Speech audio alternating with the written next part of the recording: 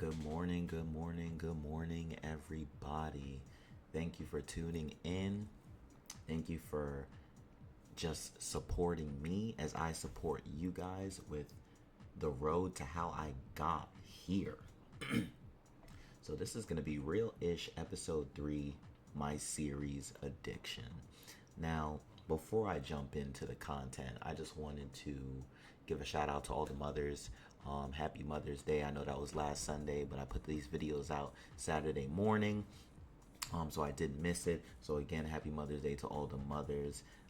Shout out to all the fathers that's doing both roles. We see y'all out there grinding, hustling.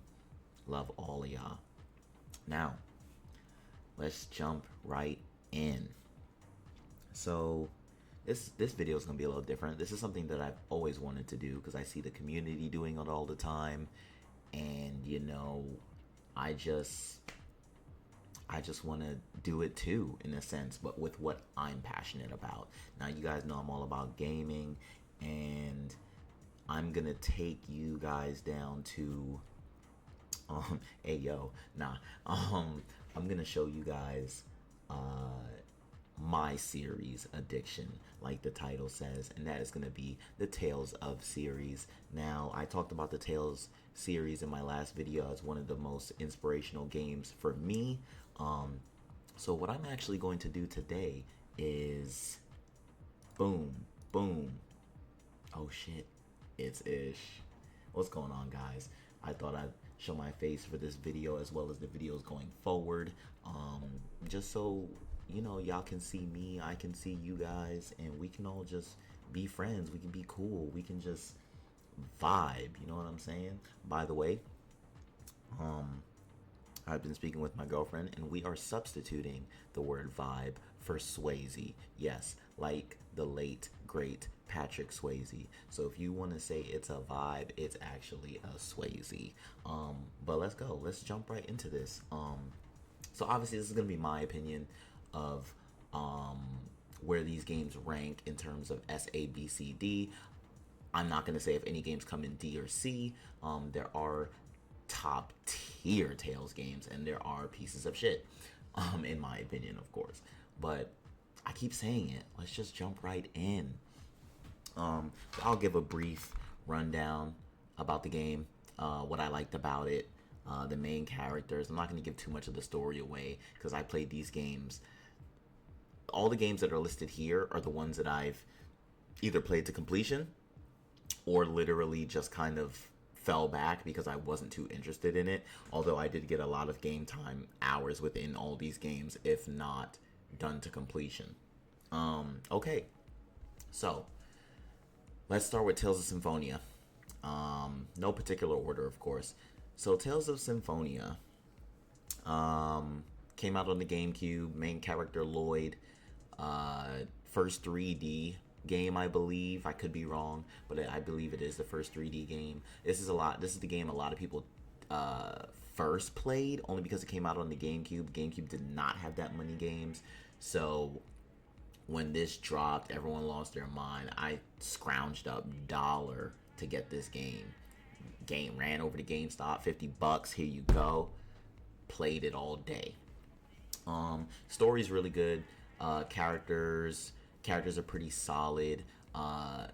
There's like a weird height thing in the game where, like, regardless if you're a kid or if you're an adult, everyone's the same size, which is strange, but I mean, you know, no one really cares about that when you're playing the game.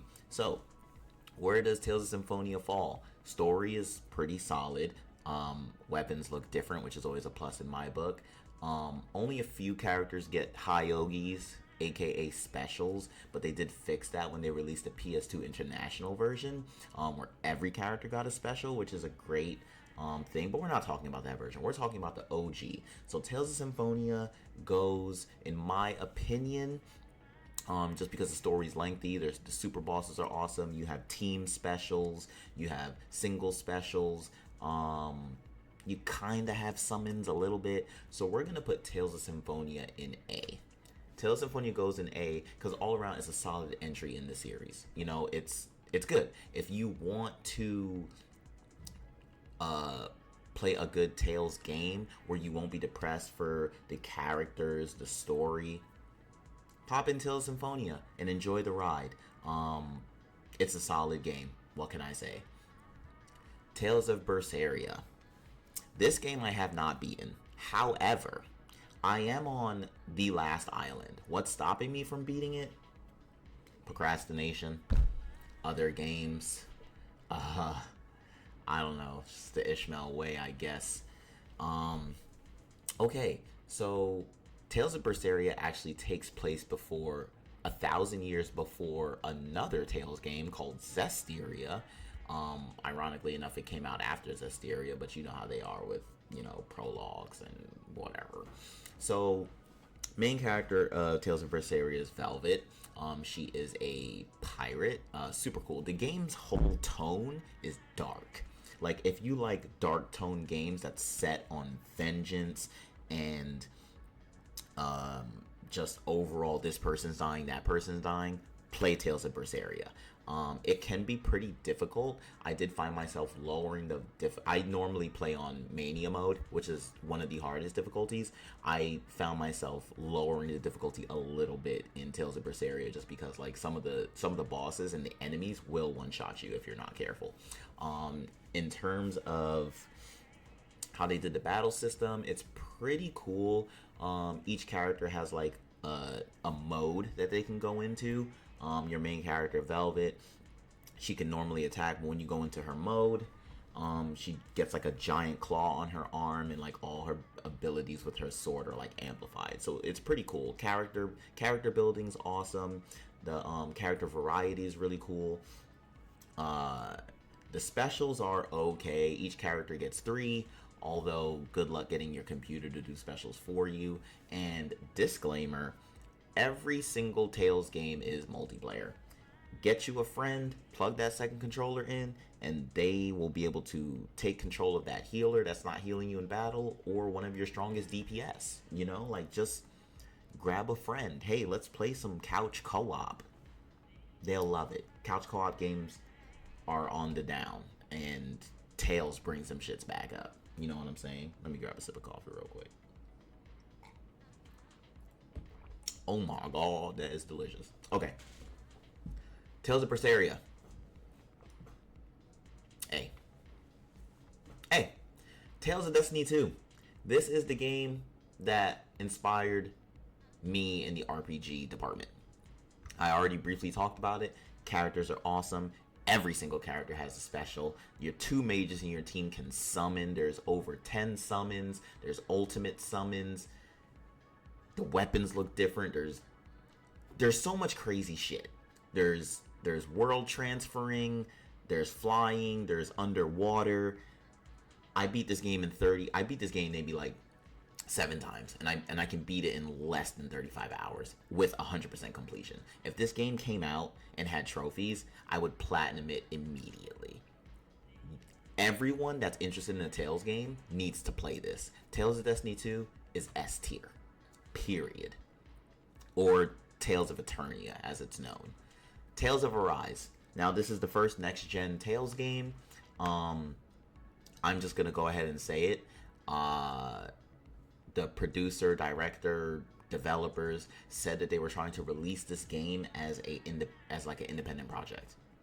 Last minute, they slapped the fucking Tales name on the ass of the case and tried to pass it off as a Tales game. A lot of people loved it. It broke records as a Tales game, blah, blah, blah, 1 million copies, so on and so forth.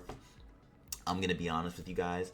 As a frequent Tales player and a lover of the series, this game is ass. They changed so much shit that it's like, you should have just left it as whatever you had wanted it to be before. If you want to play a good Tales game, I have a list left and I'm going to get through it. But if you want to play a game, if you've never played a Tales game before, I would say start with Tales of Arise, just so you can play it and then see how it is, and then play the other ones that I'm suggesting.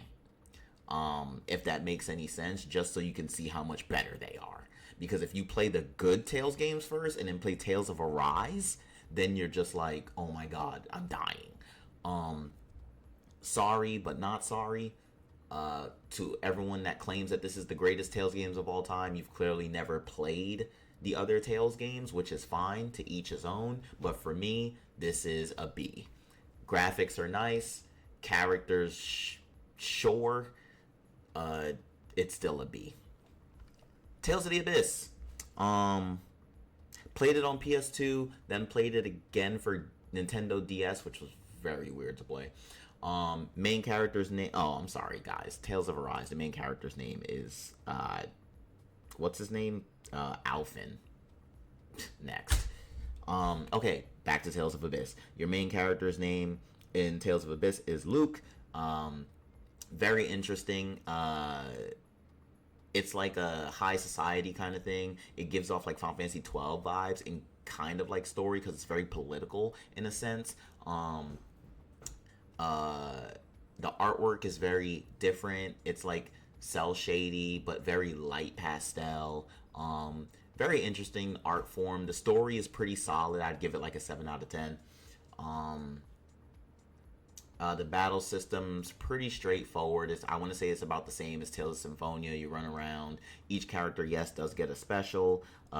Characters are very different from each other with the exception of a main character and somebody else. If you know, you know. Would I recommend playing Tales of the Abyss? I would. However, it might get a little boring, and that's what happened with me. Towards the middle of the game, after you hit that rising point, it just kind of fell a little flat, and it feels like you're just rushing to get to the end to do like all the sub-bosses and stuff. Still a solid entry in the series. I mean, it's way better than Tales of Arise. So I will give Tales of the Abyss an A. Tales of the World, Radiant Mythology. There's not really much to say about this game. These came out on PSP. You don't really have a main character. It's one of those make your own characters, and then it just kind of like you meet everyone from the Tales world in the city. You can recruit them. You do missions. I mean, like, it's all about saving like Yggdrasil, which is like the world tree, you know? Which is interesting because that's kind of something that was like in Tales of Cesteria, but we'll get to that. So all in all, it's an okay game. Like, I wouldn't go out of my way to play it if I knew what it was about already. There was a second one. There was supposed to be a third one. I think it got canceled. It's just one of those games where if you want to play with your dream team, you can put them together. So Tales of the World, Radiant Mythology for me, unfortunately, is a B. Again, decent entry. Actually, I'm going to put it ahead of Tales of the Arise. Actually, Tales of Arise is going to be a C. I'm sorry. It's a C. Tales of the World, Radiant Mythology is a B. Everything else here looks pretty solid. Tales of Sheila. Now, you have two main characters, Jude and Mila. One is a doctor and also a brawler. Now, I'm not a huge fan of brawlers as main characters, but let me tell you, Jude breaks that mold. He is amazing. The storytelling in this game is fantastic. They introduced something new, which is like you get partners. So whenever you do certain skills, you can do team skills with that partner. There's a lot of team skills. The leveling system is very reminiscent of Final Fantasy X. If you've ever played this, like a spear grid, you level, you get points, you spend those points on the spear grid. It's not as broken as Final Fantasy X, where everyone can overwrite their own spear grid, because then that would make the game a little pointless, and we don't like pointless games. But very good entry. Weapons look different, of course. Super bosses are extremely awesome. And then again, you can choose two separate characters. So when you beat the game with one character, you can go back and play it with the other one, so you can see what is going on each side of the story. Tales of Sheila for me is going to be an A, and that's going to go right behind Tales of Symphonia. Tales of Grace's F. I just want to apologize. I know I normally do like 10-minute videos. I always wanted to do a tier list. I feel like I'm ranting, but that's what this is. This is Rants by your boy, Ish B. And I'm just trying to fill you guys in. I know I'm all over with the info, but if you take anything from this tier list, it's what games you should play if you're interested in the Tales series. And At the end, I'm gonna give like a super quick rundown on what I think you guys should play, because if you're interested in the Tales of series, no, I do not work for Bandai Namco. I would love that, but I do not. Then that's the order I'm gonna give you in which you should play. And if you can't play all of them, which I don't expect anyone to be able to, just play the ones that I highly recommend, because the ones I highly recommend are the ones you're gonna love. I guarantee it. That's from like a commercial, I think. All right, Tales of Grace's F. It takes a lot of inspiration from like Naruto, because it's like all about. I know that sounds super weird, right? But it takes like a lot of inspiration from Naruto, and it's all like, oh, we're friends, we're best friends, we won't hurt each other, I'll do anything for you. It gets tiring kind of quick, but what this game lacks in story, it makes up for it in customization and battle system. Each character has two modes, kind of like Berseria. So your main character, for example, Asbel, he is like a samurai kind of guy. So he does regular punches and kicks. But when you go into a second mode, he uses his sword. And it's kind of like Final Fantasy IX in a sense, where when you equip things, you learn from those equipment. But in this game, you equip titles. Each character has 150 titles, I believe, and each title has 4 to 5 abilities and stats that you can learn just from having them equipped and winning battles. It is amazing. If you play Tales of Graces on the Wii, it lacks a little bit of things. However, it did have an international release in a Western release, excuse me, in 2000. I don't know, 2018, 19. I'm not sure. And we got Tales of Grace's F, which added like an extra story, which added a few more titles, some ultimate moves, and you can fight like a weapon type monster from like Final Fantasy 7. It's really cool. Like the story's a little lacking, but what this game makes up for in story, it really knocks it out the park in customization, battle system, combos. Just, it's amazing. Like, the story does have some high points, and you'll honestly be itching to get back into battle because it's so amazing. This is gonna be shocking, but I'm putting Tales of Graces in S. I know, it's crazy. But the battles, it's so fun. It's so, like, I can sit there, if I have like a bunch of titles, I can sit there and grind. I'm ranting again. Tales of Hearts. So the main character's name is Core Meteor. I bought it for PSP. Again, this was a Japanese release only, I guess. And then we did, excuse me for my ignorance if I said that incorrectly. But we ended up getting it on PS Vita. Rest in peace. And it's okay. It's okay. In this game, like, you get like an attachment on your arm, each character, and based on what you do in battle, you unlock new weapons. And then when you level up, you get points. You spend those points, and it unlocks more weapons, more skills, so on and so forth. It's like a different take on the series. I've tried to pick up and play the game numerous times, and honestly, it's tough. It doesn't keep me invested. Not to mention the main character isn't like the coolest looking. All in all, the story's okay. It's about Core going on a quest. He left his village, and he's just, it's one thing after another. There's not much else I can say about the game. I'm gonna have to say Tales of Hearts is a B. Yeah, that's really it. Tales of Legendia came out for PS2. Your main character is Sinel. He is a brawler. The game can literally be beaten, guys, with one ability: Dragon kick or dragon tornado kick or some shit like that. It's back to side scrolling, um, and it's boring. It's a boring game. I sat there and played through it because I bought it for like $20, but it's not that fun. I'm gonna be honest with you guys. It really isn't. I don't even remember if there's like ultimates. The story was very flat. The characters are very flat. It kind of sounded like they were also speaking through like metal tubes. So I don't really know what went on with this Tales game. But for me, this one is going to be a C. Right next to Tales of Arise. I would skip. Definite pass. Tales of Fantasia. Cress. He pops up in Tales of Destiny 2 as a secret boss in the Coliseum. This is where Dio came from, who continuously gets obliterated in most Tales games because he's like a secret boss in a lot of other Tales games, and it's hilarious to just kill him over and over with a specific spell that first killed him off.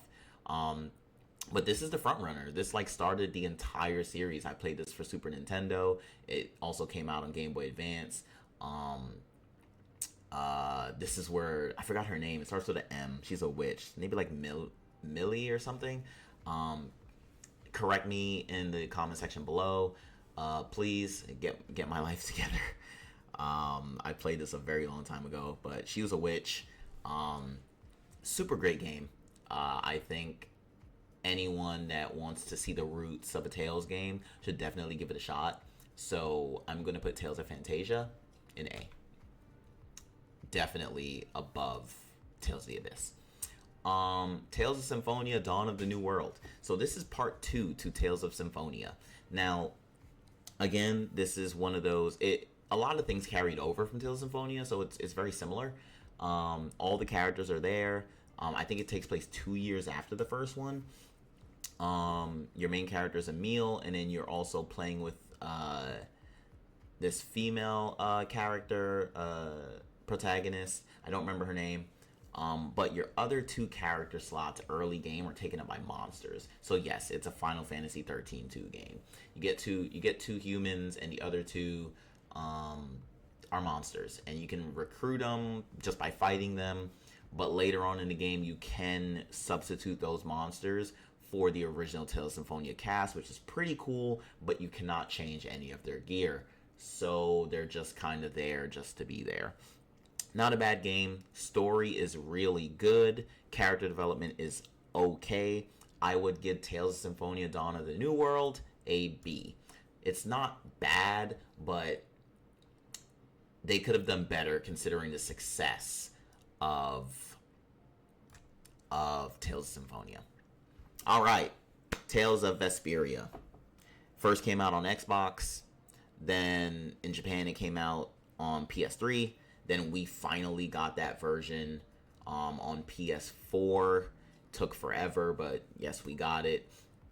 And main character Yuri Lowell is probably one of the coolest main characters, period, in any Tales game. He is badass. He's practically Batman. Let's be honest. And then you have his rival. His name escapes me at the moment, but they have kind of like a Ryu-Ken relationship. The battle system's amazing. Every character has an ultimate. Every character has skills in accordance with their regular arts. There's variation arts. There is so much customization in this game. It's amazing. There's also so many different outfits in this game. It's amazing. The story is 10 out of 10. The characters are 10 out of 10. The skills are 10 out of 10. The weapons, 10 out of 10. Super bosses, 10 out of 10. This game is a home run. So obviously that is a S. Boom. And that's right behind Tales of Destiny 2. Right in front of Tales of Graces. Tales of Zestiria.